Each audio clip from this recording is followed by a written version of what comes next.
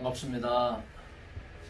로마서 강의 8번째 강의를 하게 될 이금석 목사입니다.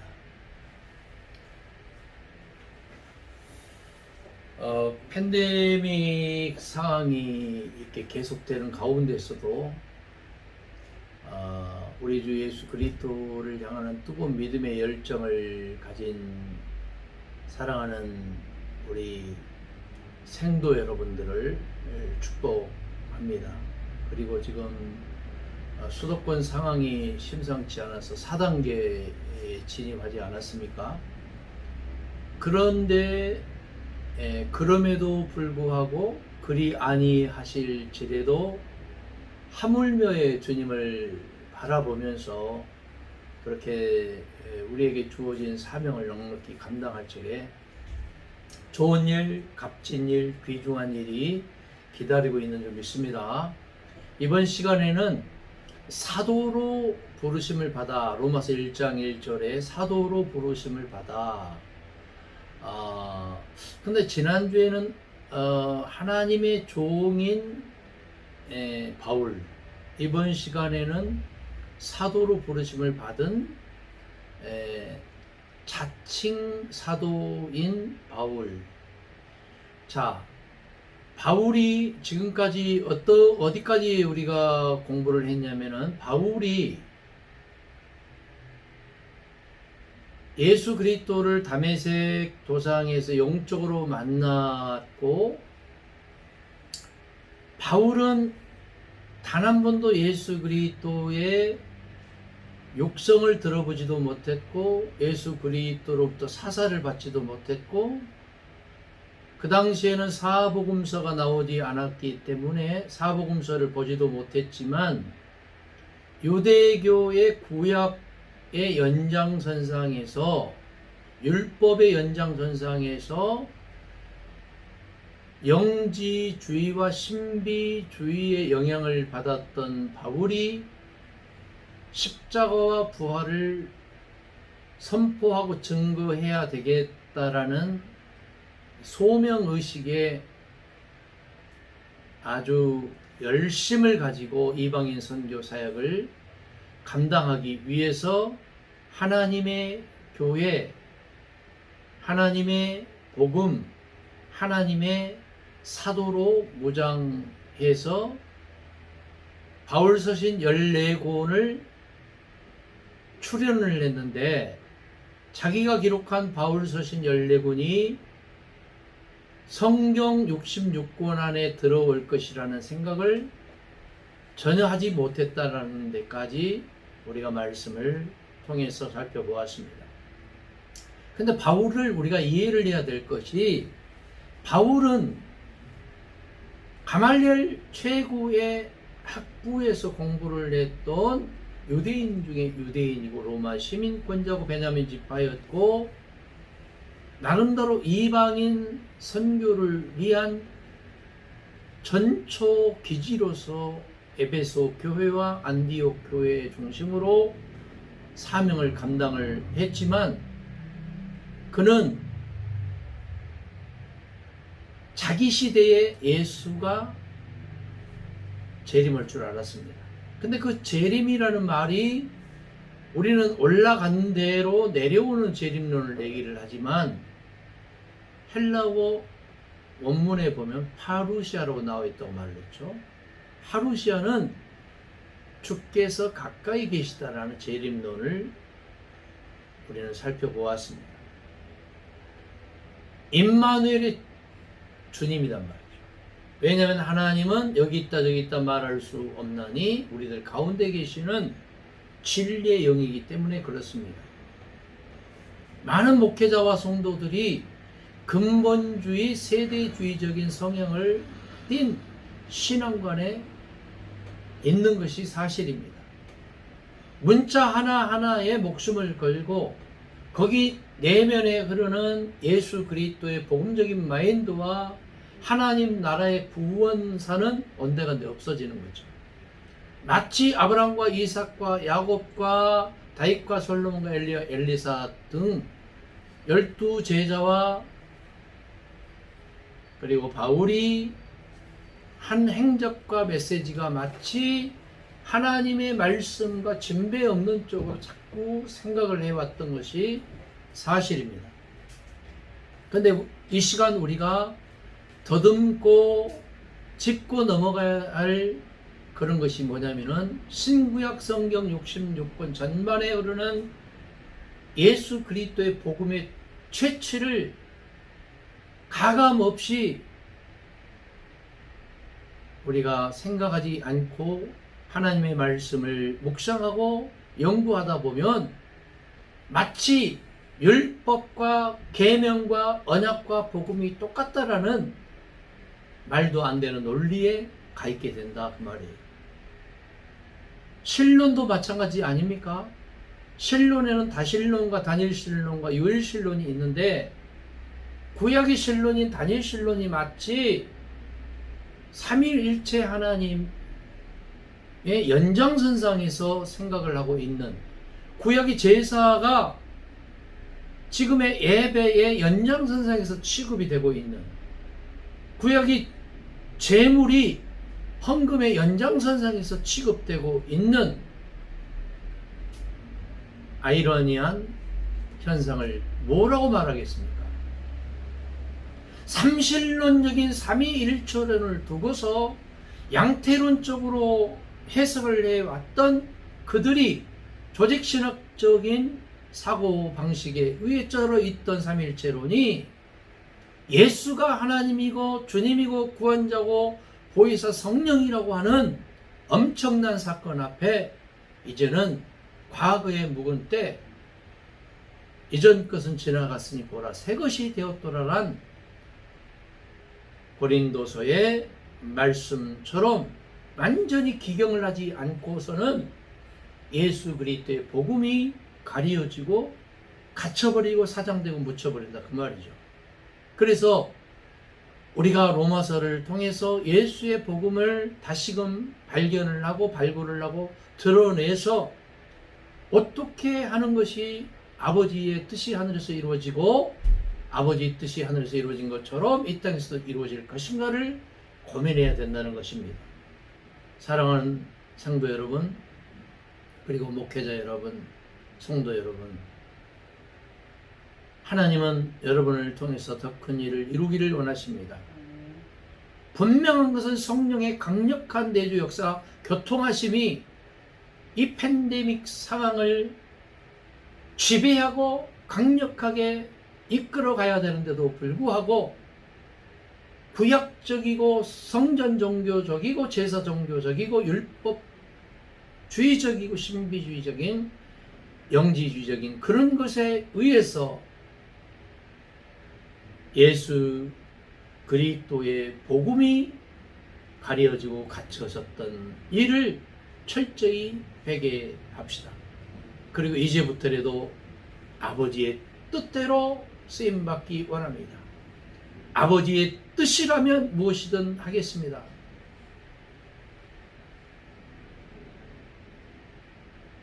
제가 차 타고 다니면서 주님 뜻대로 살기로 했네, 주님 뜻대로 살기로 했네, 그 찬양을 되뇌면서 어구합니다. I have decided to follow Jesus. I have decided to follow Jesus. I have decided to follow Jesus. No turning back, no turning back. 할렐루야. 주님 뜻대로 살기로 했네. 주님 뜻대로 살기로 했네. 뒤돌아서지 않겠네. 아버지의 뜻대로 살겠노라고 다짐하고 결단했지만 아버지의 그 크신 사랑의 역사를 간직하고자 했지만 우리는 너무도 부족하고 연약하기 때문에 이제부터라도 주님의 큰 역사를 꿈꾸며 기도하며 함께 갑시다. 내 아버지.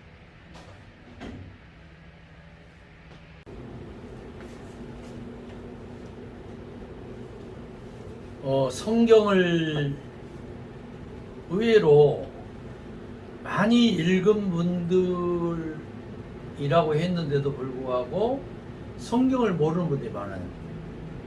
아이러니하잖아요. 성경을 50독, 100독을 했는데도 불구하고 성경을 몰라요. 왜 그런 줄 아세요? 저는 이렇게 생각을 합니다. 성경을 읽으면 읽을수록 성경 지식이 더 많아져야 되고 예수 그리스도의 복음을 더 많이 알아야 되는데도 불구하고 문자에 치중을 하다 보니까 이런 현상이 생기는 겁니다. 여러분, 성경 66권의 전체적인 흐르고 있는 주인공이 누굽니까? 예수 그리스도가 돼야 되잖아요. 그리고 궁극적으로는 하나님 나라로 안내하는 구원사가 성경이잖아요. 그러니까 기록된 말씀이 기록되어 있는 것에만 치우쳐 버리고 있으면은 그것이 하나님의 말씀으로 와닿지 않잖아요. 이 말씀을 읽고 묵상하고 깨달아서 그 말씀대로 살아갈 적에 그 말씀이 진리의 말씀이 되는 줄 믿습니다. 그래서 우리가 성경을 볼 때는 반드시 예수 그리스도의 복음적인 시각으로 성경을 묵상하고 읽어야 돼요.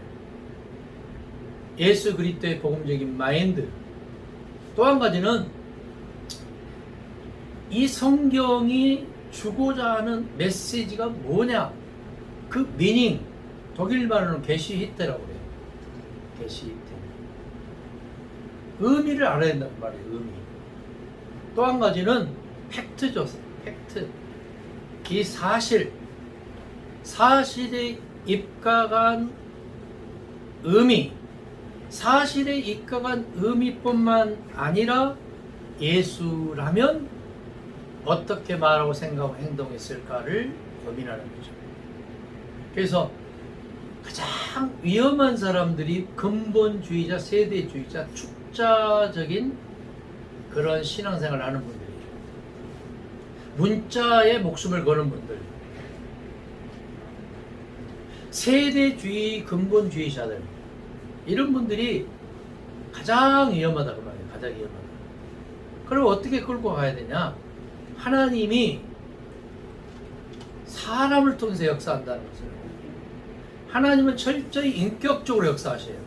하나님의 성령이 문자적으로 그냥 막 이 목을 잡고 있으면 숨쉬기 얼마나 힘들어요. 막 목을, 어떤 사람은 넥타이를 매는데 막 꽉 조이고 있잖아요. 그러면 본인도 힘들고 남도 힘든 거예요. 근데 조금 넥타이를 느슨하게 저처럼 이렇게 한번 끌고 가봐요. 삶 자체도 마찬가지예요. 그래서 나를 향해서는 보수적인 신앙관을 가져야 되고 타인을 향해서는 진보적인 마인드를 가져야 돼요. 예. 다시 할게요. 나를 향해서는 좀 깐깐하게 하고 타인을 향해서는 좀 자유스럽게 반영하는 마음으로 봐주고, 그런 마인드로 그렇게 신앙을 끌고 갈 적에, 또 성경을 묵상할 적에 아버지의 뜻이 아름답게 국경을 초월해서 넘나들 줄 믿습니다. 자, 이 시간에 우리가 살펴볼 것은 로마서 1장 1절이죠. 사도로 부르심을 받아. 바울은 12사도들과 같이 예수 그리스도로부터 직접 부름받은 사도가 아니었다고 그랬죠. 사도에는 세 가지 부류의 사도가 있다고 그랬죠. 자, 원래의 사도는 예수가 콜링을 해주고 불러주고 예수로부터 훈련을 받고 예수가 파송을 하고 예수의 부활의 목격자가 된 사도라고 그랬어요. 그 다음에 두 번째 사도는 마띠아와 같이 예수의 사도들로부터 제비 뽑힌 받은 사도. 그 다음에 마지막 사도는 자칭 사도가 있겠죠. 사도행전 13장 이후에 두 사도가 나오는데 그 전까지 두 사도는 베드로와 요한이었고, 13장 이후의 두 사도는 바나바와 바울이었죠. 바나바와 바울. 바울은 바나바로부터 복음을 전해 들었죠. 바울은. 근데 문제는 뭐냐? 바울은 영적으로만 예수를 알았단 말이죠. 영적으로만 예수를 만났고 사복음서가 없었기 때문에 예수에게 직접 복음을 못 들었기 때문에 그러니까 바울은 예수 그리스도를 육적으로 직접 상면한 적이 대면한 적이 없었단 말이에요. 예수님과 같이 동행하면서 예수가 직접 전한 예수 그리스도의 복음을 단 한 번도 들어본 적이 없었고 예수의 제자들이 전한 복음도 그들이 자기보다 학문이 작고 그 다음 무식한 어부 출신들이었기 때문에 오히려 12사도들을 비아냥거리고 심지어 베드로를 향해서는 뭐라고 말했어요? 저 돌대가리, 석두, 개바, 예? 형제, 개바, 돌대가리, 형제 이 말이에요. 바울이 예루살렘으로 왔을 때는 이미 예수는 죽은 다음이었잖아요. 다시 살아나서 승천한 다음이었잖아요.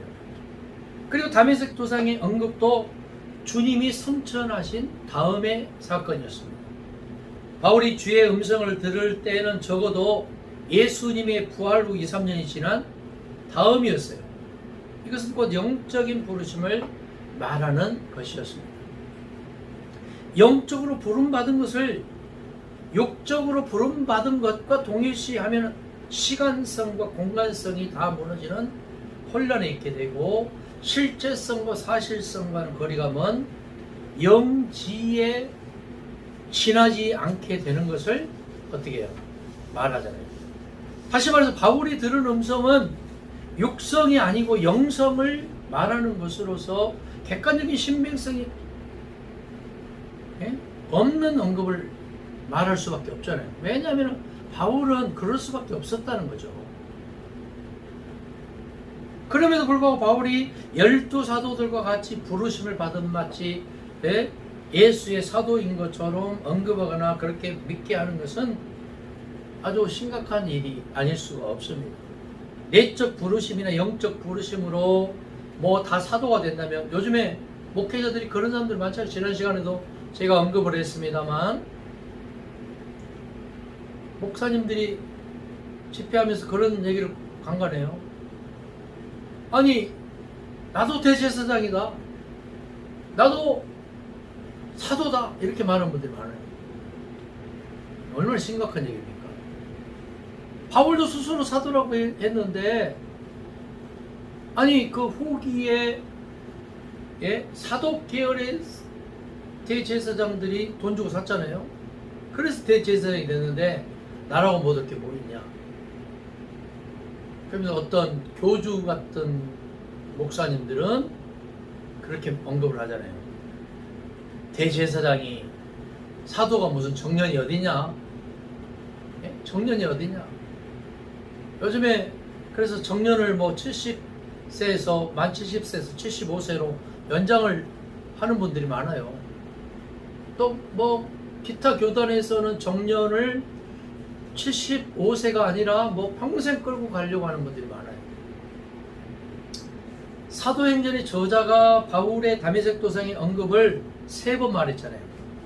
서로 상반되는 언급에 있기에 진위가 뭐 가려지길 좀 어렵지만 사도행전 9장 7절을 뭐라고 말했냐면 호련히 하늘에서 빛이 저를 비출 때 땅에 엎드러져 들음에 소리 있어 가라사대 같이 가던 사람들은 소리는 듣고 아무것도 보지 못하여 말을 못하고 썼더라 이렇게 언급하고 있잖아요. 반면에 사도행전 22장 9절에서는 나와 함께 있는 사람들이 빛은 보면서도 나더러 말하시느니 소리는 듣지 못하더라 이렇게 사도행전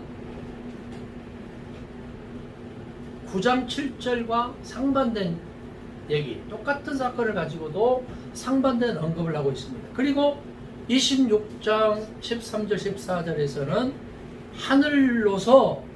해보다 더 밝은 빛이 나와 내 동행을 둘러 비추는지라. 우리가 다 땅에 엎드러짐에 내가 소리를 들으니 히브리 방언으로 이르되 사울아 사울아 네가 어찌하여 나를 핍박하느냐 이렇게 말했어요. 소리도 듣고 빛도 보았다 그 말이에요. 사울이라고 하는 바울이 다메섹 도상에서 영적으로 예수를 유일하게 만나는 사건이 이렇게 9장, 사도행전 9장, 22장, 26장에 다르게 같이 가던 사람들이 증언하고 있다는 말이에요. 이런 언급은 다 영적이고 신앙적이고 내적인 언급이며 신비적인 내용 일색인 것입니다. 이런 언급으로 사도가 되기 시작하면 사도가 안 될 사람이 없다는 거죠. 그래서 저는 자칭 사도라고 얘기했던 바나바와 바울은 예수의 사도라고 말하기보다는 이방인을 위한 선교사요 목회자요 예수님의 제자라고 속사도라고 이렇게 부르면 안 되겠나 이렇게 말한 바 있습니다. 기독교 교회는 온통 자칭 사도들의 세상이 되고 말 겁니다. 이것을 분명하게 하지 못한 기독교 교회는 영지주의적인 마인드를 가질 수밖에 없었어요. 그런데 성경에 보니까 디모데 전서나 디도서에 보면 거짓 교사라고 언급이 되어 있는 영지주의자들, 초창기 거짓 교사라고 했는데 요즘으로 말하면 뭐예요? 이단 사이비들이죠. 자, 영지주의자들이 뭐예요? 지구하신 창조주 하나님 신에게서 이 도케티즘, 신이 점점점 유출이 돼서 마지막 신과 인간 사이에 중재자 역할을 해주는 분이 그리스도라고 말하는 거예요. 우리가 복음을 제시할 때 사형리에도 그런 것들이 많이 나와 있죠. 사형리. 예? 인간이 온통 죄를 많이 저질러서 하나님과 인간이 만날 수 없는 것을, 이 죄의 문제를 그리스도 예수가 다리 역할을 해서 해준다, 이런 얘기예요. 근데 여러분 생각해봐요. 요한복음 1장 14절 15절의 말씀은 요한일서 7절 말씀과 동일하다고 볼 수 있습니다. 육신으로 오신 예수를 부인하는 자마다 적그리스도라고 했잖아요. 육신으로 오신 예수 그리스도를 부인하는 사람이 적그리스도다. 그렇다면 우리는 철저히 육신으로 오신 예수가 십자가를 지기 이전에는 인간이었고 진 후에는 그리스도라고 얘기했던 바울의 메시지, 그것을 뛰어넘어야 돼요. 왜냐? 예수는 십자가 지지 않았어도 하나님이셨고, 십자가 진 이후에도 하나님이셨고, 예수는 지금도 보혜사 성령이기 때문에 그렇습니다. 요한일서 2장 1절에 그렇게 말하고 있잖아요. 우리에게 대언자가 있으니 이 대언자는 누구다? 보혜사 성령이다. 그분이 누구냐? 예수 그리스도라고 말하고 있지 않습니까? 요한일서 5장 20절에는 예수 그리스도는 참 하나님이요 영생이라고 말하고 있지 않습니까? 그런 까닭에 우리는 철저히 이 하나님의 사도였고 자칭 사도였고 인간들에 의해서 제비 뽑힘 받은 마띠아와 바나바와 바울과 같은 분들을 예수 그리스도의 사도와 동일시해서도 안 되고, 물론 그 사도나 제자나 자칭 사도나 제비 뽑힌 사도나 결국에는 운반자들이고 대언자들이에요. 그래서 우리는 목회자들은 누가 되어야 되느냐 하면 사도직 계승자가 되어야 된다고 지난 시간에 결론을 맺은 바 있습니다. 사도직을 계승한 자, 예수 그리스도의 복음을 그대로 대언하고 운반하는 운반자, 철저하게 우리의 모든 것들을 내려놓고 보혜사 성령의 인도하심을 따르고 성령의 강력한 역사에 우리의 모든 것들을 내려 맡기고, 내 생각 다르다면 틀렸다라고 정죄하는 것이 아니고 주님이 뜻을 찾아가라고 우리는 조력해주고 어드바이스해주고 대변할 수 있는 대변자가 되기를 간절히 축복합니다. 사도행전 22장 21절에서 이 보내리라라는 말이 있잖아요. 보내리라 말. will send forth. will send forth. 이것은 부르심의 소명보다는 보내심에 해당되는 사명받은 이 미셔너리를 말합니다. 다시 얘기할까요? 사도행전 22장 21절에서 보내리라는 말은 부르심의 소명보다는 보내심에 해당되는 사명받은 미셔너리 이 선교사를 말한다 그 말이에요. 이것을 마치 12사도들처럼 부르심 받고 교육받고 보내심 받고 부활의 증인되는 것처럼 말하면 혼란만 가중될 뿐이다 그런 얘기입니다. 이런 혼란이 초대 교회에 많았기 때문에 복음서 기자들은 12사도들을 국한해서 언급을 했습니다. 이 마가복음에서는 12를 세우시어 사도와 함께 있게 하시고 또 보내사 전도도 하고 귀신을 내어 쫓고 그렇게 했다 그 말이에요. 그래서 이 12의 이름을 바뀌었죠. 왜 12의 이름을 바뀌었을까요? 12만이 예수가 부르고 훈련시키고 파송했기 때문에 12의 이름을 바뀌고 있어요. 누가복음에서는 다음과 같이 말하고 있어요. 이때 예수께서 기도하러 산으로 가사 밤이 맞도록 하나님께 기도하시고 밝음에 그 제자들을 부르사 그 중에서 12를 택하여 사도라 칭하였고 누가복음 16장 12절 14절입니다. 12의 이름을 밝혔습니다. 그리고 이 마태복음에서는 12사도의 이름은 이러하니 그러면서 베드로라 하는 시몬을 비롯하여 그 형제 안드레와 세베대 아들 야고보와 그 형제 요한 빌립과 바돌로메 도마와 세리 마테 알페오의 아들 야고보와 다데오 가나안인 시몬과 및 가룟유다 곧 예수를 판 자로다 하고 마태복음 10장 1절에서 4절에서 말하고 있습니다. 그러나 요한복음에서는 12사도를 사도라고 말하기보다는 제자, 디사이플스로 마테타이로 말하고 있어요. 헬라어 마테타이. 요한복음에서도 바울은 예수의 제자가 될 수 없는 것을 말하고 있습니다. 제자 역시 직접 사사의 가르침을 받는 문화생에 한한 말이죠. 이것을 영지적으로 해석해서 제자론을 펴는 종파도 물론 있습니다.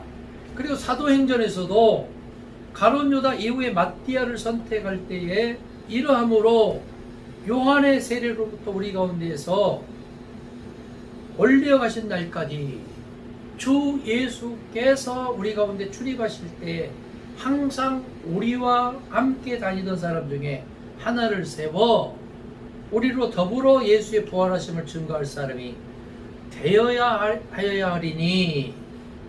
하여야 하리니 봉사와 및 사도의 직무를 대신할 자로 보이시옵소서. 사도행전 1장 21절에서 25절에 말하고 있습니다.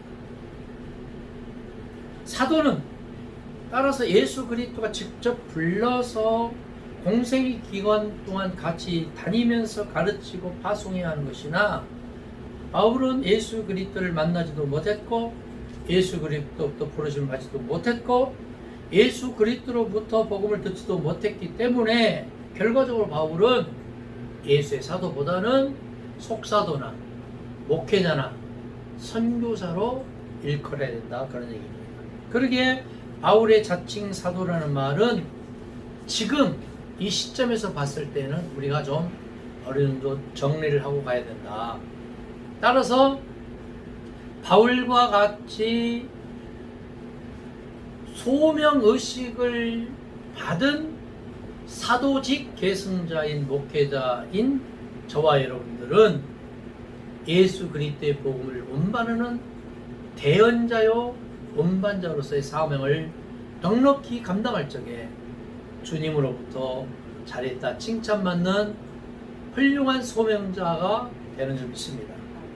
그 다음에는 두 번째는 하나님의 복음을 위하여 택정함을 입었으니.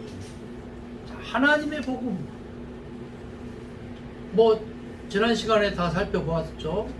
하나님의 복음이 뭐냐? 자, 이 시간에도 역시 똑같이 하나님의 복음에 대해서 구체적으로 말씀을 통해서 살펴보고자 합니다.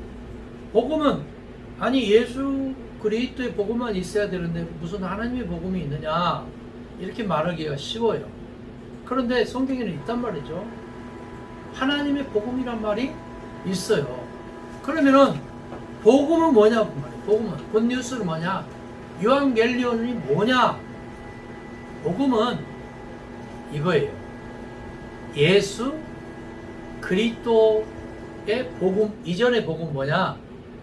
전쟁에서 이겼을 때, 로마로부터 세금이 감면되었을 적에, 사이가 장모 집에 얹혀 살았을 때 장모로부터 매도 맞고 뺨도 맞고 욕도 들었을 때, 장모가 출타했다는 소식을 들었을 때, 이것을 기쁜 소식, 복음이라고 말했어요. 그런데 예수 그리스도의 복음이 온 뒤에 이 유앙겔리온 굿뉴스가 예수 그리스도가 복음이었죠.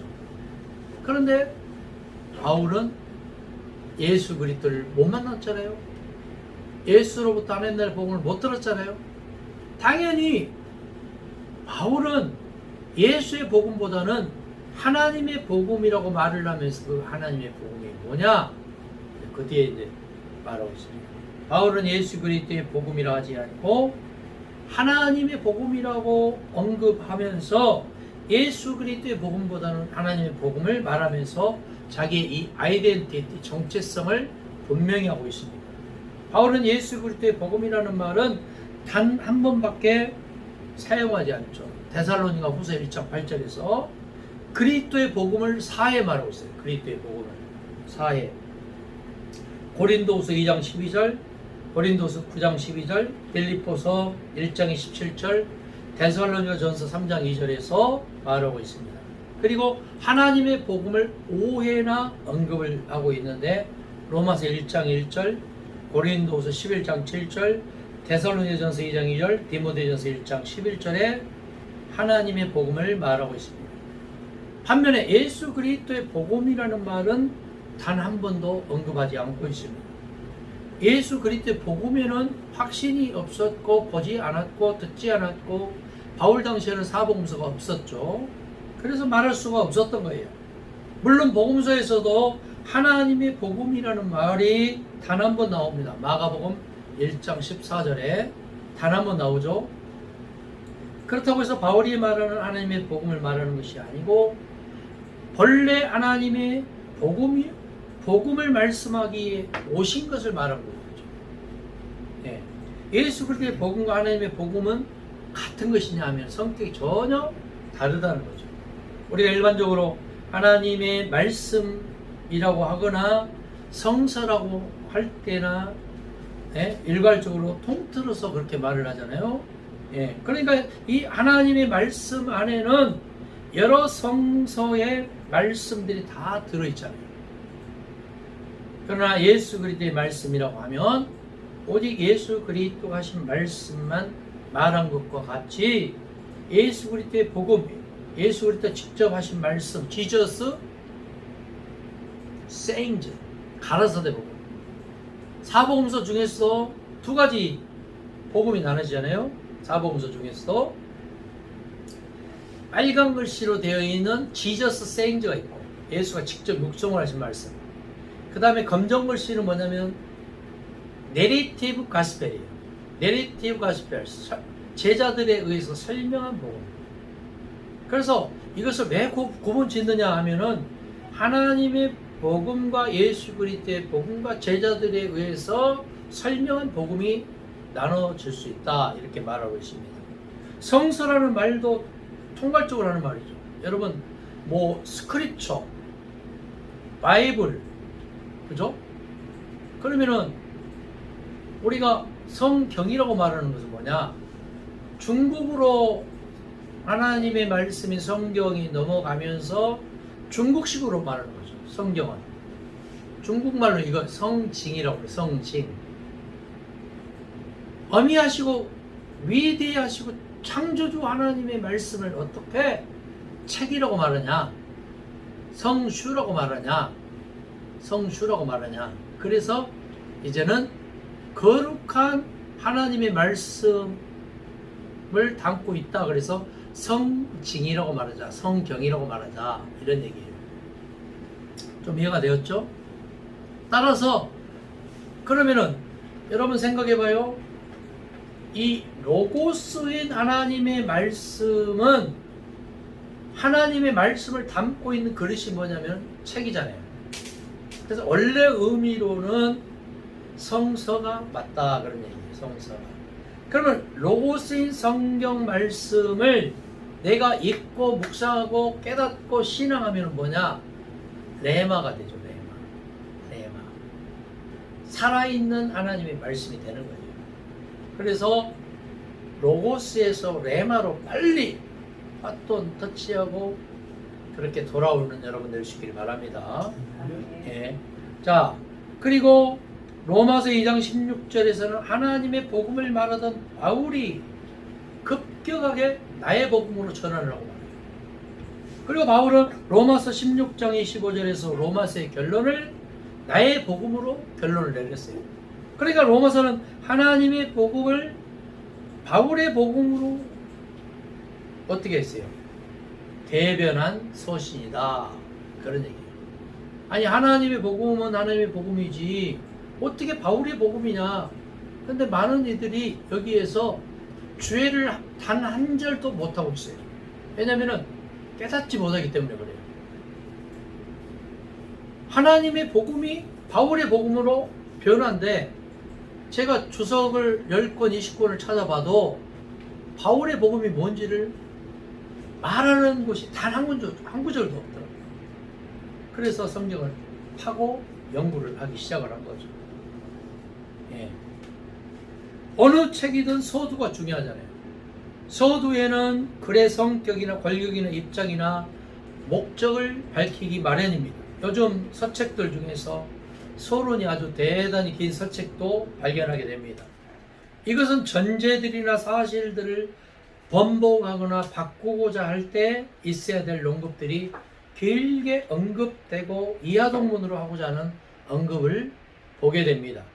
바울은 자기의 복음이나 신학의 대변이라고 할 수 있는 로마서에서 자기가 말하는 복음은 예수 그리스도의 복음이 아니고 하나님의 복음임을 분명히 밝히고 있는 거예요. 하나님의 복음으로 시작해서 바울의 복음으로 결론을 맺고 있어요. 로마서. 이것을 나의 복음으로 말한 것을 알 수 있습니다. 이것은 예수 그리스도로부터 직접 듣거나 보거나 주목하고 목격한 복음의 말씀이 아니죠. 구약의 선지자들로 말미암아 그 아들에 관해서 성경이 미리 약속하신 예언대로 이 땅에 온 그리스도 예수를 말하고 있어요. 그래서 바울에게 있어서 예수는 누구냐 하면 인간 예수, 십자가 이전에는 인간 예수, 십자가 진 이후부터는 그리스도 예수. 그리스도는 누구냐? 인성이라고 그랬어요? 신성이라고 그랬어요? 인성이라고 그랬어요. 왕과 선지자와 대제사장. 따라서 바울 서신에 있어서 예수는 주님이고 그리스도이지 하나님이요 성령이라고 말한 것은 단 한 구절도 없어요. 지난 시간에 언급한 것처럼 빌립보서 2장 6절에 그는 근본 하나님의 본체라는 말, 이 본체는 본질이라는 말이 아니라고 말했죠. 그 본체는 하나님의 형상이나 영상이나 외모나 모습이나 모양으로 말을 했어요. 그렇기 때문에 바울에게 있어서 바울서신 14권에서 예수의 복음이 단 한 절도 없잖아요. 왜 그럴까요? 예수 얘기 안 들었고 사복음서가 없었기 때문에 당연히 그렇게 말할 수밖에 없었다니까요. 두 번째, 바울에게 있어서 예수는 하나님이나 진리의 성령이 아니었어요. 왜냐? 바울에게 있어서는 예수는 그리스도였단 말이에요. 그리스도. 주님, 주인, 그 다음에 구원자, 예? 해방자, 메시아, 요 정도였단 말이죠. 그러면 바울이 잘못되었느냐? 절대 잘못된 거 아니에요. 구약의 유대교와 예수교를 어떻게 하느냐?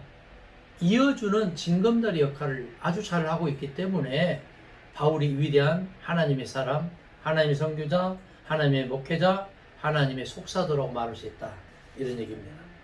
자, 그렇다면 자기의 복음이나 신학의 대변이라고 할 수 있는 로마서에서 자기가 말하는 복음은 예수 그리스도의 복음이 아니라 하나님의 복음을 분명히 밝혔고 이것을 곧 나의 복음으로 말한 것을 알 수가 있는데, 여러분, 바울이 한 번도 보거나 듣거나 주목하지 못했던 복음의 메시지가 구약의 선지자들로 인해서 그 아들을 통해서 그리스도를 통해서 주님을 통해서 예언한 바울, 이것은 그 복음이나 사상이나 신앙이나 신학이 예수 그리스도에게 온 것이 아니고 선지자들로 말미암아 구약 성경에 예언된 말씀에 준한 거다 그 말이죠.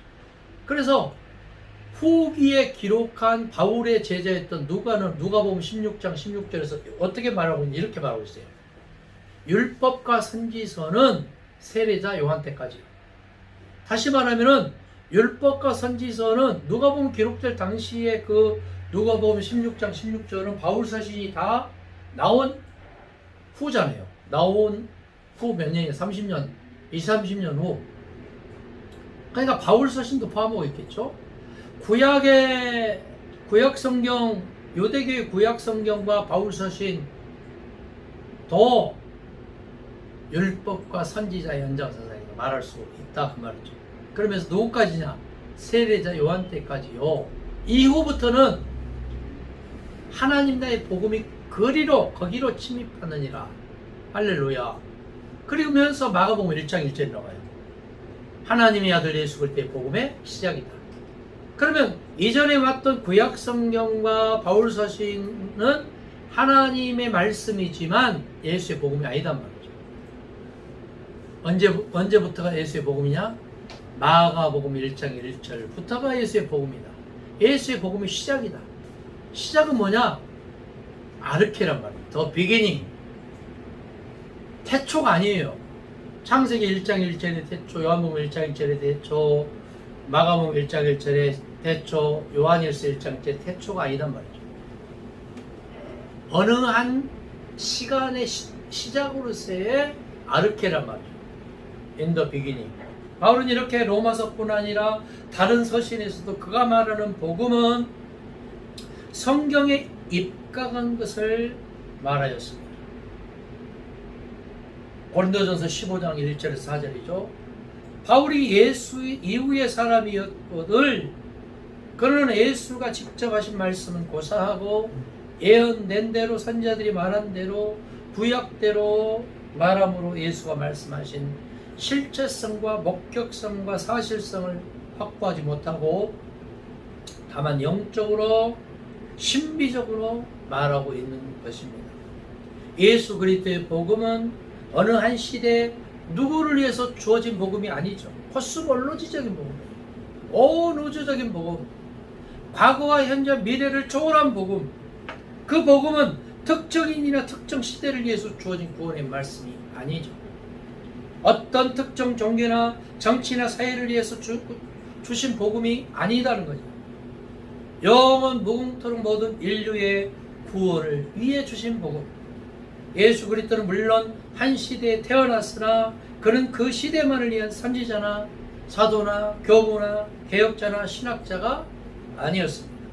예수 그리스도의 복음은 모든 시대 모든 사람들의 구원을 위해서 최종적이고 궁극적이며 종말적으로 직접 말씀하신 하나님의 구원에 영원 무궁한 길과 진리와 생명을 주신 줄 믿습니다. 따라서 하나님의 복음을 위하여 택정함을 받았다는 것은 유대주의와 영지주의와 신비주의에 입각한 바울의 복음, 곧 하나님의 복음을 의미하며 이런 자기의 복음이 택정함을 받았다고 말하고 있는 바울인 겁니다. 따라서 바울은 오늘 제가 정리를 다시 한번 하겠습니다. 바울은 하나님의 사람이었어요. 하나님의 말씀, 하나님의 복음, 하나님의 사도, 하나님의 교회를 주창한 기독교인이었습니다. 바울은 위대한 선지자였고 하나님의 소명의식에 불탄 목회자였고 사도직을 계승한 하나님의 대언자였습니다.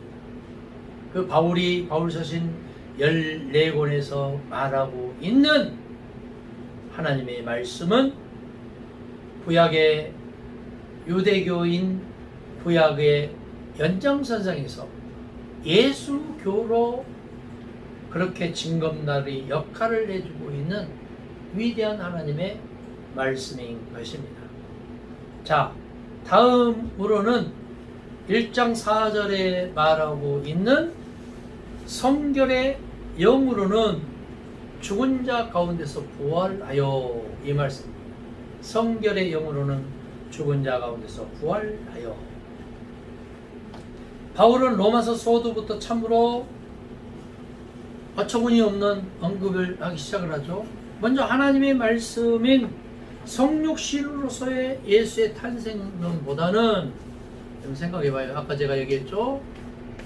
요한복음 1장 14절 15절에서 육신으로 오신 예수 그리스도, 요한 2서 7절에 육신으로 오신 예수 그리스도를 부인하는 자마다 어떤 사람이라고 했어요? 적그리스도라고 했잖아요. 근데 바울은 동정녀 탄생이나 뭐 예수의 탄생론보다는 육신으로는 다윗의 혈통을 말하고 있잖아요. 다윗의 혈통.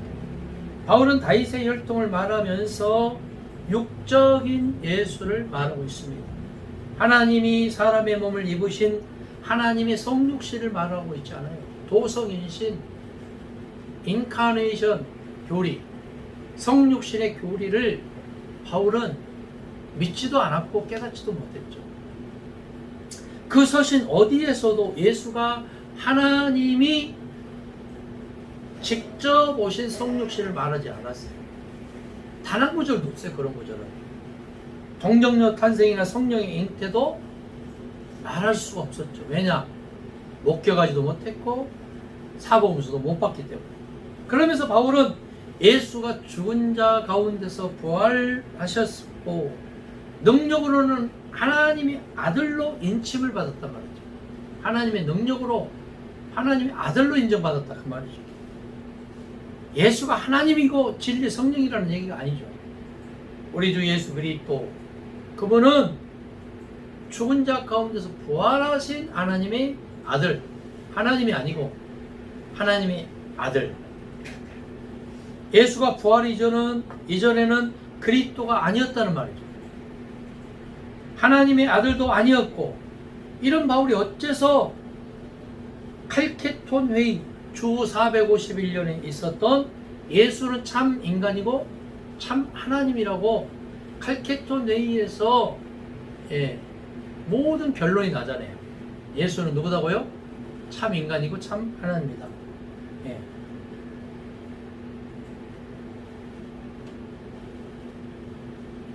그래서 바울은 빌립보서에서도 비록 예수를 하나님의 본체시나 하나님과 동등됨을 취할 것으로 여기지 아니하시고 오히려 자기를 비어 종의 형체를 가져 사람들과 같이 되었고 사람의 모양으로 나타나셨음에 자기를 낮추시고 죽기까지 복종하셨으니 십자가에 죽으심이라, 이렇게 빌립보서 2장 6절에서 8절을 말하고 있잖아요. 이것은 하나님의 성육신을 말하고 있는 게 아니죠. 여기서 말하는 하나님의 본체라는 얘기는 종의 형체를 가졌단 말이에요. 종의 형체, 종의 형상, 종의 모습, 종의 모양, 종의 외모를 가졌다 그 말이죠. 십자가에 죽으십니다. 자의적으로 동등됨을 취하지 않고 종의 형체를 가진 사람을 말하고 있죠.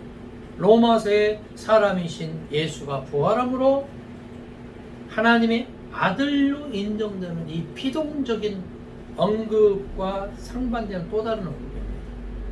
물론 예수는 종으로 오신 그리스도가 아니고 자기를 낮추시고 죽기까지 복종하시 십자가를 지신 그리스도도 아니었죠. 예수의 십자가는 유대인들이 죽이고자 함으로 가진 틀로서 그들이 죽이지 않았으면 결코 자원에서 십자가에 스스로 매달릴 그리스도가 아니었어요. 자, 그렇다면 왜 유대인들은 예수를 죽였을까요? 왜 유대인들은 예수를 십자가에 못 박혀 죽였을까요? 지난 시간에 제가 말씀드린 대로 아브라함 모독죄예요. 첫 번째. 여러분, 이스라엘 나라에 가면은 아브라함이 얼마나 위대하고 다윗이 얼마나 위대하고 모세가 얼마나 위대한지 말로 형용할 수 없어요. 유대인들은 지금도 예수를 믿지 않죠? 뭐 예수가 뭐 하나님의 아들? 말도 안 되는 얘기죠, 그들에게는. 무슬림에게도 마찬가지예요. 더더구나 예수가 뭐 하나님이고 성령이다? 말도 안 되는 얘기죠. 말도 안 되는 얘기예요. 유대인들에게 있어서.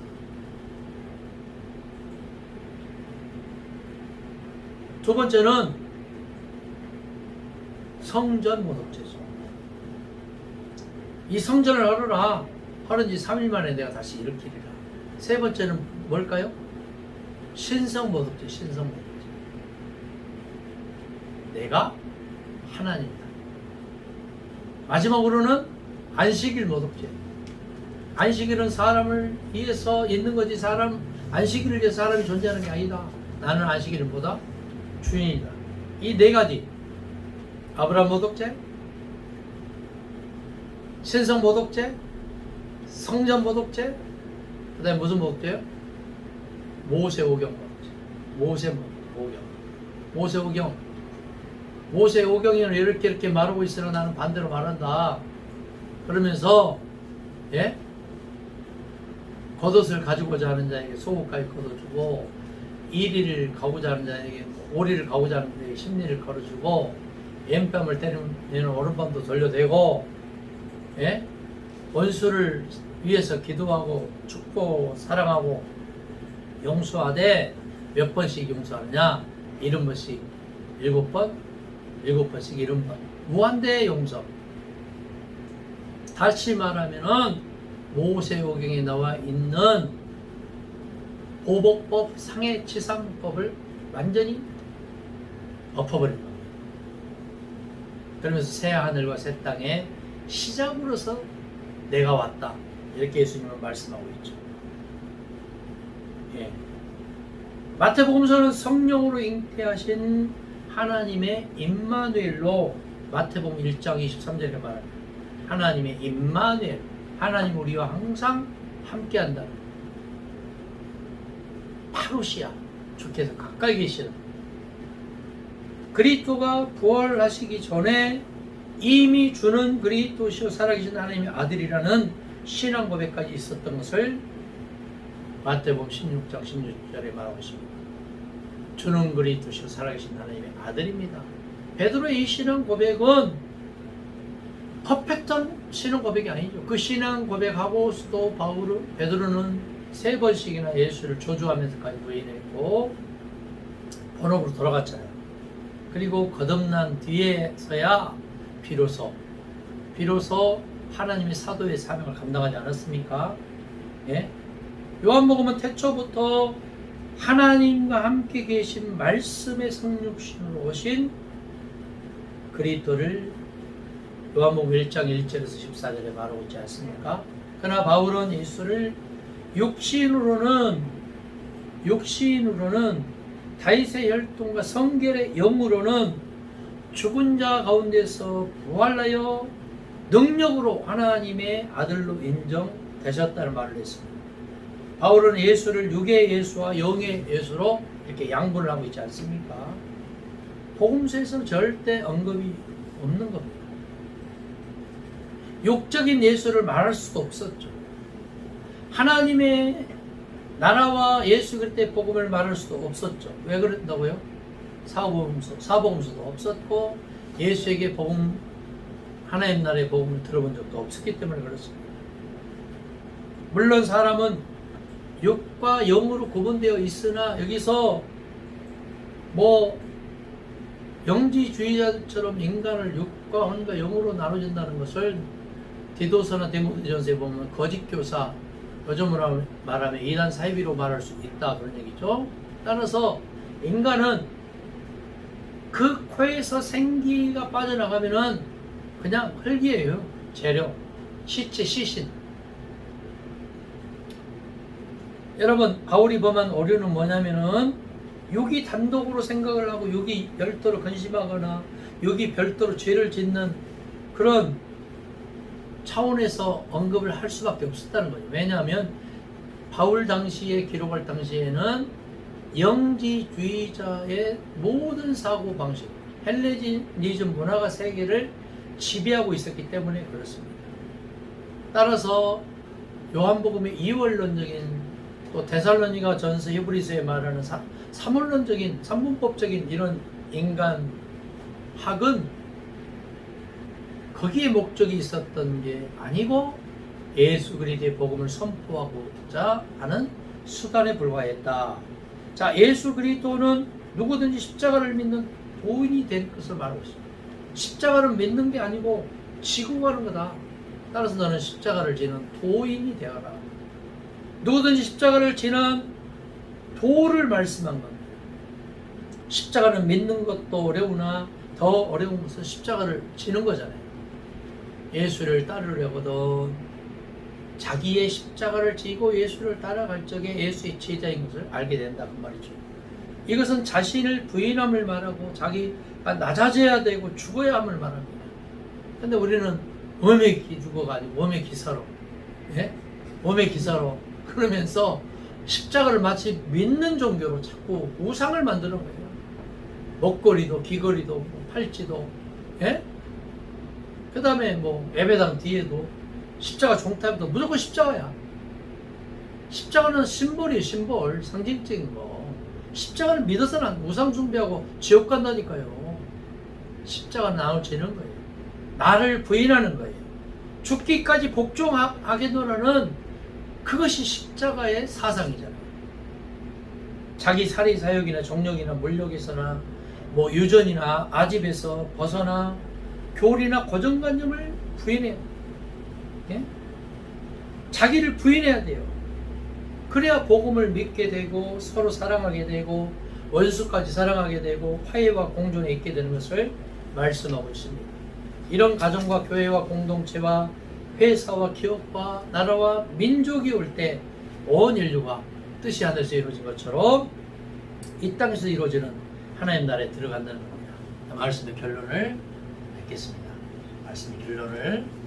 자, 이 시간에 우리가 사도로 부르심을 받아 하나님의 복음을 위하여 성결의 영으로는 여기까지 이제 8강을 마쳤는데 이제 바울이 그렇게밖에 말할 수밖에 없었던 이유는 바울은 하나님의 사도, 하나님의 복음, 하나님의 교회를 언급할 수밖에 없었던 이유는 예수를 한 번도 만나보지 못했고 예수 그리스도의 사복음서를 한 번도 듣지 못했고 그렇지만 유대교의 연장선상에서 예수교로 끌고 오는 가교 역할을 하고 있기 때문에 바울은 위대한 하나님의 대언자요, 메신저요, 목회자요, 선교사요, 사도직 계승자다 하는 것까지 말씀드렸습니다. 감사합니다.